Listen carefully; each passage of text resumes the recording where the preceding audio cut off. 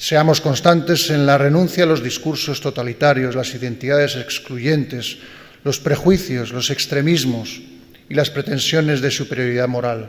És difícil, senyor Borbó, fer un exercici més gran de cinisme. Vostè pertany a un estir de reis que han intentat destruir-nos des del primer moment que van arribar, els Borbons, de Felip V fins a Felip VI, vostè, i pel mig tots ells. 3 segles d'intent de destrucció de la nació catalana. Van destruir els nostres drets institucionals, han intentat anorrear la nostra llengua i no paren d'intentar destruir la nostra cultura. I a més, vostè ara és rei gràcies a un pare que el va posar un dictador, un totalitari.